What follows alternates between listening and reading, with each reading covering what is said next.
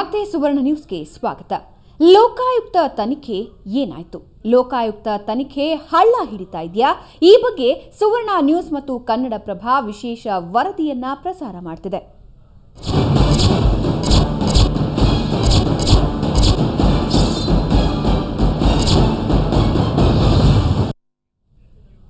ಲೋಕಾಯುಕ್ತ ಕಳಂಕ ಸಂಬಂಧ ಸುವರ್ಣ ನ್ಯೂಸ್ ಮತ್ತು ಕನ್ನಡಪ್ರಭ ಬೇಟೆ ಮುಂದುವರೆದಿದೆ. ನಿನ್ನೆಯಷ್ಟೇ ಲೋಕ ತನಿಖೆ ಎಲ್ಲಿಗೆ ಬಂತು ಅನ್ನೋ ವಿಶೇಷ ಸರಣಿ ವರದಿಗಳನ್ನ ಪ್ರಸಾರ ಮಾಡಿದ್ವಿ. ಇವತ್ತು ಕೂಡ ಮತ್ತೊಂದು ಎಕ್ಸ್ಕ್ಲೂಸಿವ್ ಸ್ಟೋರಿಯನ್ನ ನಿಮ್ಮ ಮುಂದೆ ಇಡ್ತಾ ಇದ್ದೀವಿ.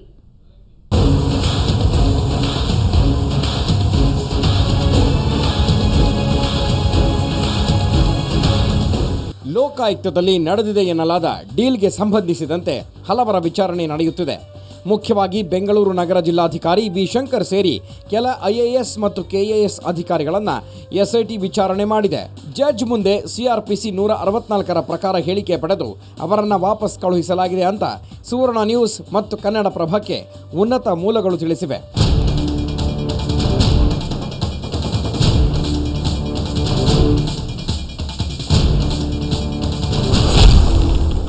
ಐಎಎಸ್ ಅಧಿಕಾರಿ ವಿಚಾರಣೆ. ಗುಲ್ಲು ಸೇಠ್ ಎನ್ನುವವರಿಗೆ ಸೇರಿದ ಕಟ್ಟಡ ನೆಲಸಮ ಕಾರ್ಯಕ್ಕೆ ಬೆಂಗಳೂರು ನಗರ ಡಿಸಿ ವಿ ಶಂಕರ್ ಮುಂದಾಗಿದ್ದರು. ಆಗ ಶಂಕರ್ರನ್ನ ಲೋಕಾಯುಕ್ತ ಕಚೇರಿಗೆ ಅಶ್ವಿನ್ ರಾವ್ ಕರೆಸಿ ತಡೆಯೊಡ್ಡಿದ್ದರ ಬಗ್ಗೆ ಖುದ್ದು ಶಂಕರ್ ಅವರೇ ಎಸ್ಐಟಿ ವಿಚಾರಣೆಗೆ ಒಂದು ವಾರದ ಹಿಂದೆ ಹಾಜರಾಗಿ ಹೇಳಿಕೆಯನ್ನು ನೀಡಿದ್ದಾರೆ ಎನ್ನಲಾಗಿದೆ. ಜೊತೆಗೆ ಮತ್ತೊಬ್ಬ ತಹಶೀಲ್ದಾರ್ ದಯಾನಂದ್ ಅವರನ್ನು ಬೇರೊಂದು ಪ್ರಕರಣದಲ್ಲಿ ವಿಚಾರಣೆಗೆ ಕರೆಸಿ ಹೇಳಿಕೆ ಪಡೆಯಲಾಗಿದೆ ಅಂತ ಹೇಳಲಾಗ್ತಾ ಇದೆ. ಈ ಹೇಳಿಕೆಗಳನ್ನು ಆಧರಿಸಿ ಒಂದೇ ಒಂದು ಕ್ರಮ ಕೈಗೊಂಡಿಲ್ಲ ಎಂದು ತಿಳಿದು ಬಂದಿದೆ. ಈ ಬಗ್ಗೆ ವಿ ಶಂಕರ್ ಅವರನ್ನು ಸಂಪರ್ಕಿಸಲು ಪ್ರಯತ್ನಿಸಲಾಯಿತಾದರೂ ಕರೆ ಸ್ವೀಕರಿಸಲಿಲ್ಲ. ಹಳ್ಳ ಹಿಡಿದ ತನಿಖೆ.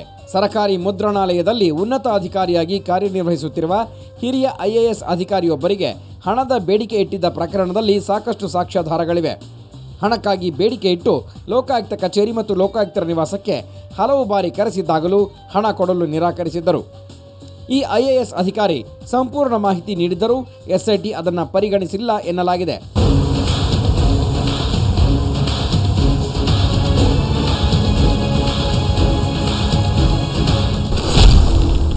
ಅಶ್ವಿನ್ ರಾವ್ ಮತ್ತು ಸೈಯದ್ ರಿಯಾಜ್ ತಂಡದಲ್ಲಿದ್ದ ಕೆಲ ಏಜೆಂಟ್ಗಳು ಹಣ ವಸೂಲಿ ಮಾಡಿದ್ದರೂ ತನಿಖೆಗೆ ಮುಂದಾಗದಿರುವುದು ಸಂಶಯಗಳಿಗೆ ಕಾರಣವಾಗಿದೆ.